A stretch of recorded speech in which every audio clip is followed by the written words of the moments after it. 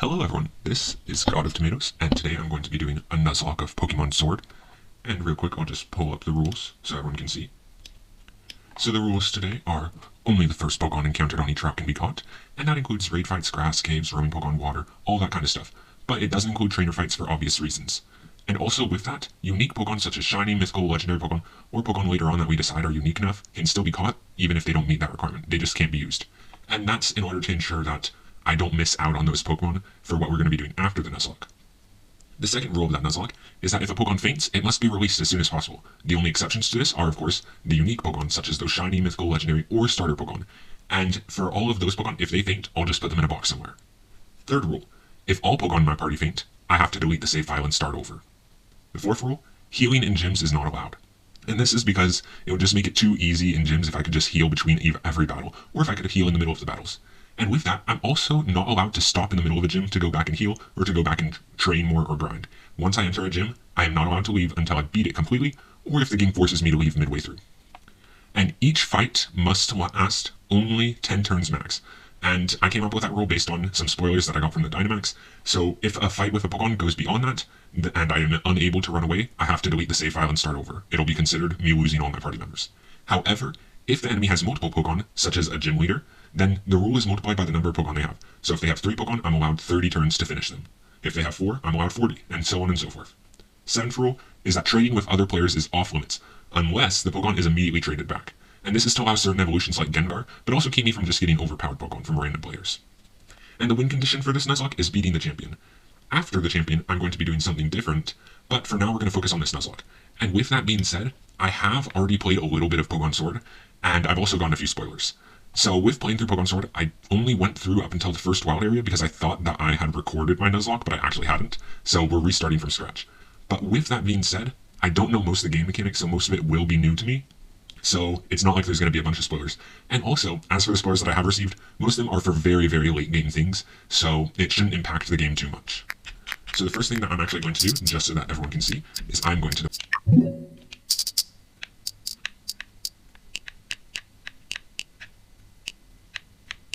Ah, found it. It was hidden. So with that, I'm now going to be deleting my save file. And now that we have a brand new save, it's time to begin. Also with this, since I already ran through this first part, I'm going to go through it pretty quickly, although after that, I'm going to be taking my time with each individual area. And that's just because I thought I had recorded, I played for 2 hours, and so I just don't want to go through all that struggle again. So I'll just quickly explain what we're doing here. So first off, I'm setting up my character, and I'm setting it to English. And my character is going to be named Gazelle, spelled like a gazelle, but a bit off. And for naming our Pokemon, that's actually another thing I forgot to put in the rules. Every Pokemon we catch has to be named. And so with naming every Pokemon, the game's like sorry about that.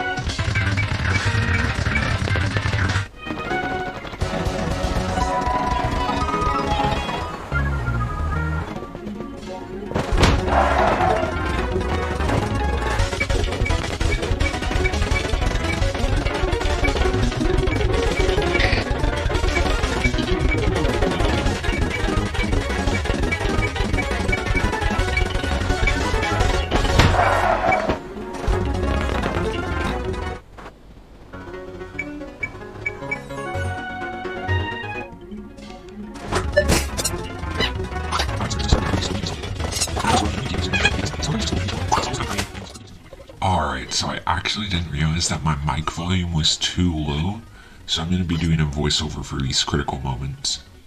And for our starter Pokemon, I'm going to go ahead and choose Score Bunny, the fire-type bunny.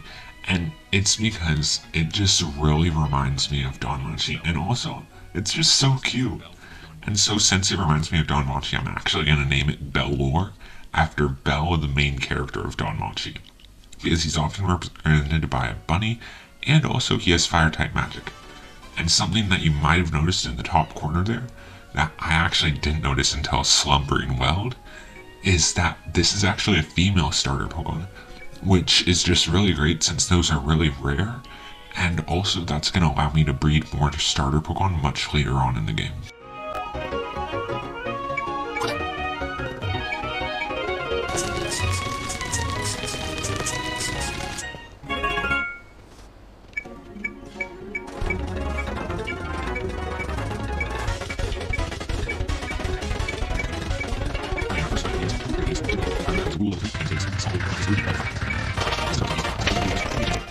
Alright, and now that we have our starter Pokemon, it's time for our first battle against Hop. And he actually has a level 3 Wooloo as well as his level 5 Grookey. But it's still a pretty easy battle, because the Wooloo is no match for our Bellore, even with its critical hits. And then once we defeat the Wooloo, we unlock Ember, which is super effective against Grookey and just makes the whole thing way too easy. And real quick, I'm actually going to call out a rule that I missed here that I'm going to be adding on. And that's that any battles against my rival count as though they're gym battles, and so I'm not allowed to heal during them, as that would be a little too easy for me. I suppose I can also extend that out to even enemies, because I'm not sure what will be in this game, but I know, for instance, in the first generation it was Team Rocket, and in the second generation it was also Team Rocket, and then in the third gen it was Team Rocket.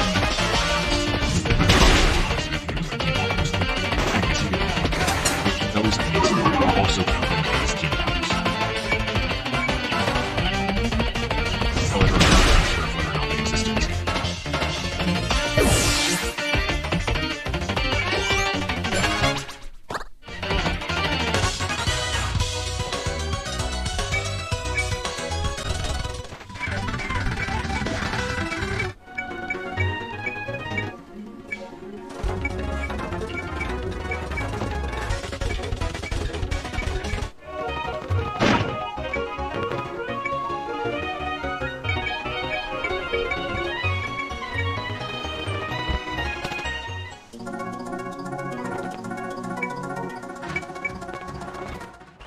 Alright, so real quick, I want to call out that since I don't have any Pokeballs when I enter the Slumbering Weld, and I'm forced to enter it, I'm still going to be allowed to come back to the Slumbering Weld and catch Pokemon here later on.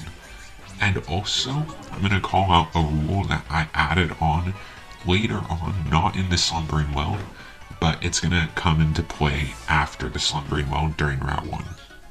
And that rule is that I'm not allowed to run away from any fights.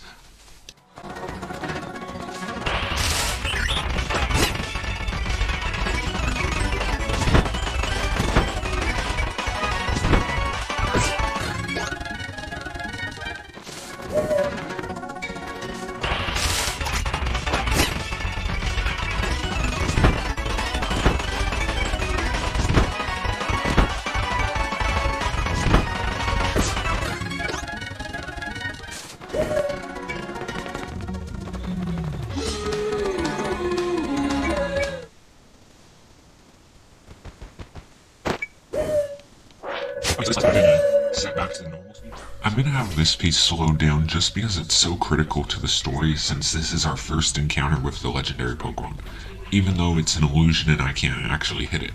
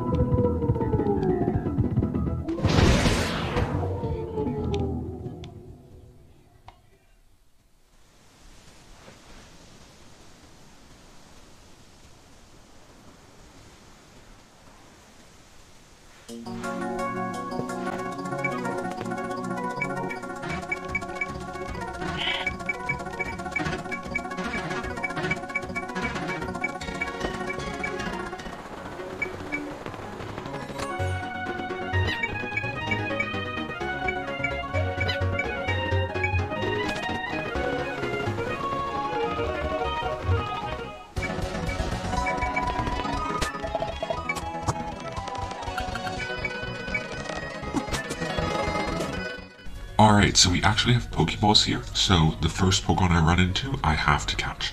Which is why I spend a lot of time here, just kind of waiting for Pokemon, whistling. And that's because I either want to get a Wooloo or a Rookidee as my first Pokemon, since I just really like their design, they look really cute, and I think that they'll just be more useful to us than anything else throughout our journey.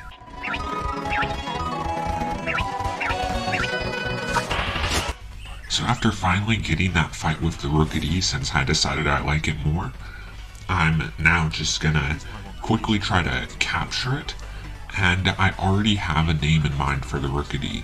So during the last recording, the one that got deleted, I actually caught a Rookidee on Route 1, and I named it Strixus. So I'm just gonna continue that pattern, and the reason why I'm naming it Strixus is actually after Ovid's tale, because there's this bird called the Strix, and it was just a really interesting mythical bird, so I figured that my Rookidee should have some powerful name too. Also, as a side note, another important reason for choosing Rookidee as one of the starting Pokemon in our team is because it's a flying type, and there's a lot of bug types early on in the Pokemon games, so I just think that's going to be really beneficial to us to have something that can easily take them out. So this is actually the first big mistake in my game. So I saw this Pokemon with the yellow aura, and I had never seen that before, so I decided to fight it without realizing that the yellow aura actually means that it's stronger than the rest of its allies. But because of that no running rule, I can't just get away from the fight, so I just go on it as hard as I can, because I can't catch it either. Otherwise, I would have just gotten it to yellow and then caught it. And in this fight, we actually lose Belwar because we don't have enough healing items to be able to take down this Squovet. However, at the last second, Strixus just really comes in and saves us from utter defeat.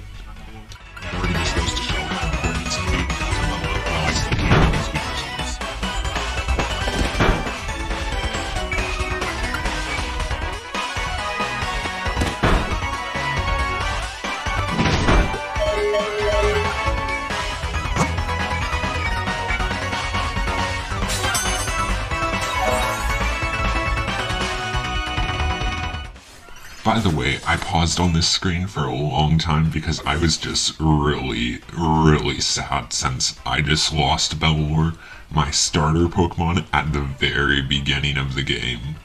Especially when it was such a luck-based thing with it using Last Resort, because the whole fight had only been doing like 7 or 10 damage the entire time.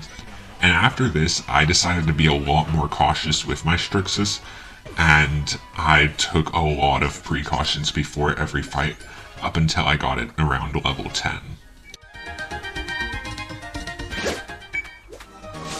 It seems that the yellow aura suggests that the stronger Pokemon are coming to win after now.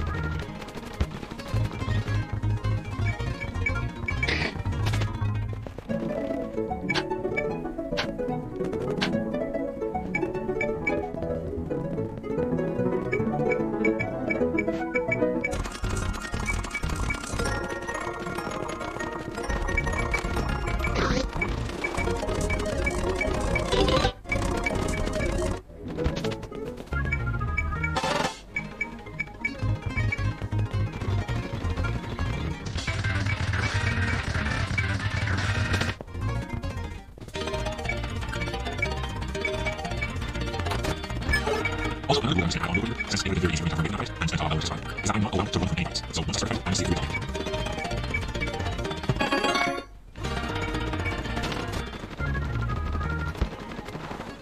So after seeing what happened to Belor, I decided that my best bet with Strixus would be to hunt down those bug Pokemon, because they didn't appear on the surface, but I could tell that they would just be hiding in the grass a lot. And then also, I decided to go back and get a bunch of Oran berries in order to really ensure that my Strixus doesn't die. And so for all of this grinding, I'm just going to speed it up a lot, but basically my goal here was to get to about level 10 with Strixus. That way he wouldn't have too much issues with all of the future Pokemon.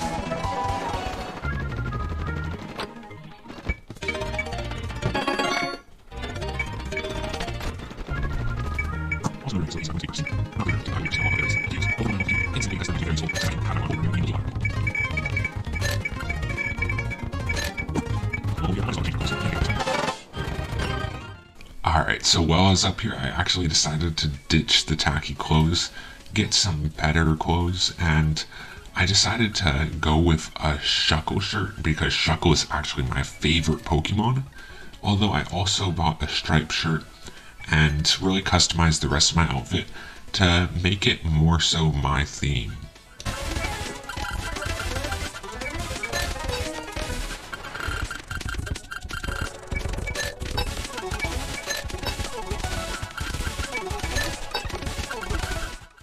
And this is really the final design and look that I decided to go for. And I'll probably be keeping this look for quite a while just because I really like the contrast between the white and the black.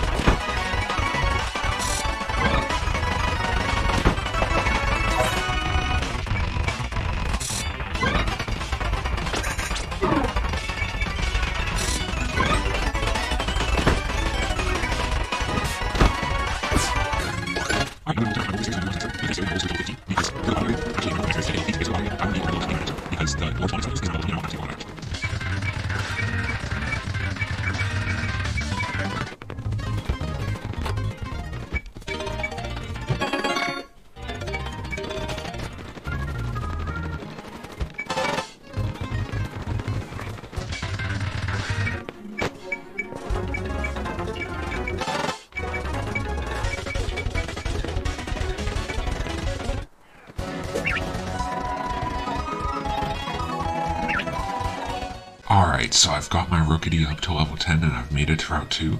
And now my goal here is to really catch that Nickit, because Nickits are just really cute. I really love foxes. And for this one, we're actually going to name it Kitsue. And I did catch a Nickit in my previous playthrough that the recording got deleted. You're going to hear me say that a lot because it was really sad. But anyways, I caught the Nickit. And with Nickit, the reason why I named it Kitsue of all things is because I'm really drawing from the word kitsune, which is a Japanese type of fox. I know that applies more to multi-tailed foxes like nine-tails or vulpix, but I feel like Nickit fits the margin pretty well.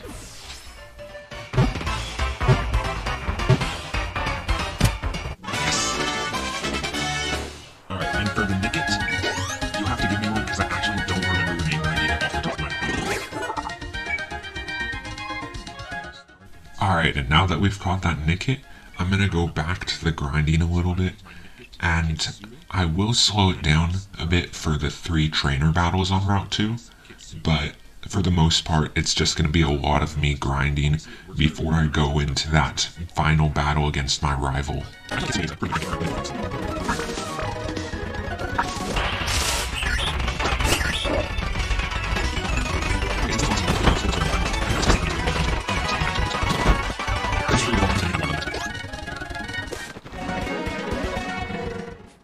Alright, so my first battle is against Jake from State Farm, and he's going to be using the much dreaded at this point School Vet.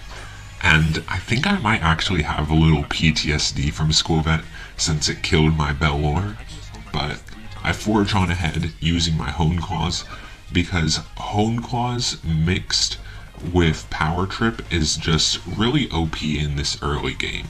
So I just mainly use that as my form of attack with my Rookity.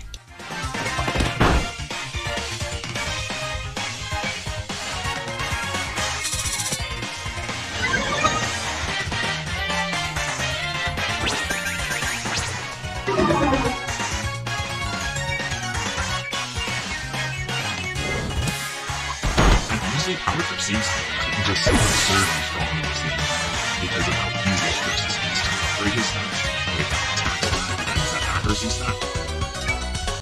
Also, I love on this game. Damn, this is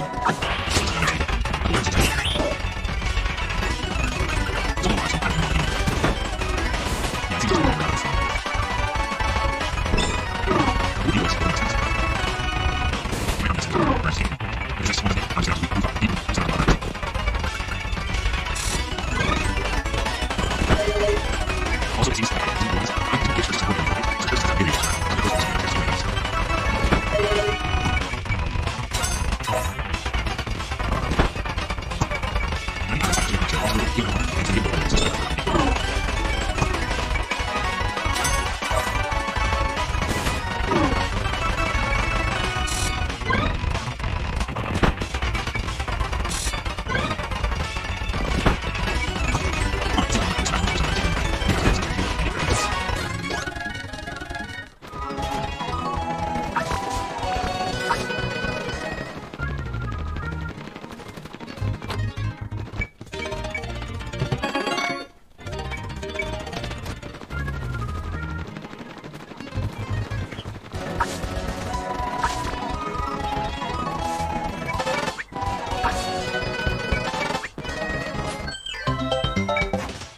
Alright, and now we reach our second battle with the only trainer who's almost as cute as me, but not nearly as strong.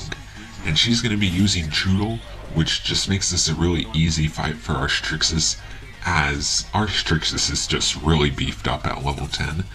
And throughout this grinding, I'm actually going to try to get Strixus to about level 12, level 13, and get my Kitsue to about level 10.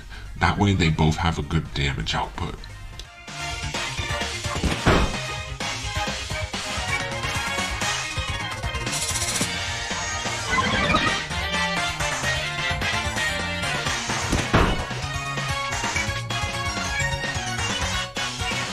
Alright, I think 4 home calls will not do that.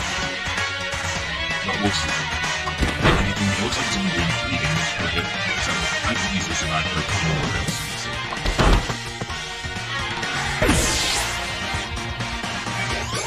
Alright, and so we're already level 11 with our main Pokemon, so we're well on our way to reaching level 18.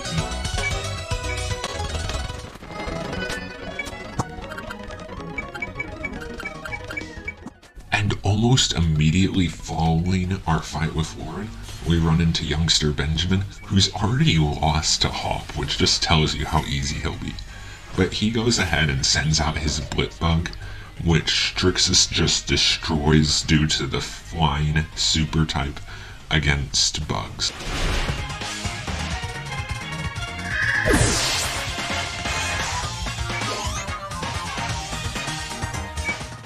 He is actually the first trainer, though, besides Hop, our rival, that uses multiple Pokemon. And his second Pokemon is a level 7 Nickit. If I didn't have my Strixus up to level 11, I probably would be a little worried by now, especially since Dark types aren't very effective against Nickit, and our only other Pokemon is our Nickit, which only uses Dark type. Thankfully, though, I beat him relatively easily and we breezed past. And then, now that we're past all of that, I'm just mainly going to be farming on the water spot, because the main Pokemon that spawns there is Magikarp, which can attack us, which just makes it really easy to farm.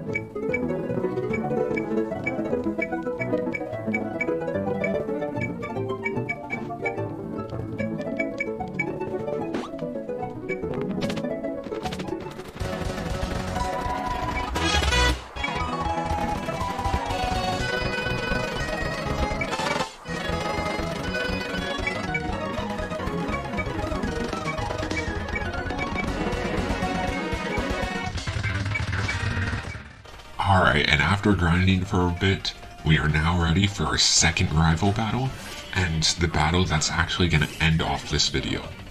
So, this battle was pretty easy since I could just use Hone Claws, get my attack really high, and then just finish him off. But even without Hone Claws, with the new attack that I just learned, Fury Attack, it was just really easy to take him out. And this battle is actually the battle that leads into the wild area, which is why I'm cutting off the video here. Because in the next video, I'm going to be going through the wild area, and since I haven't really explored it yet, that means that I'm going to have the video on normal speed rather than super fast, and I'm just really going to be explaining what I'm doing as I go through it all. I didn't even realize that was stressed out. I thought it was just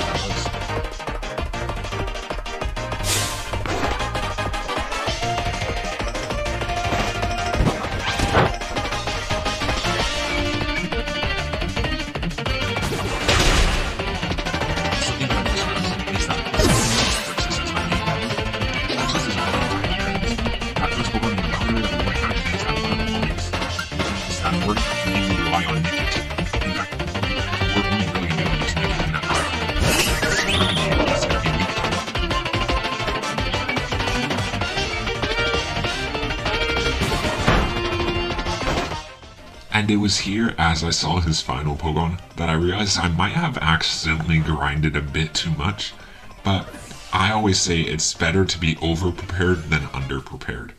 And also, when we go into that wild area, I know there's some really tough Pogon, so it's going to be really great to have a lot of extra levels starting out.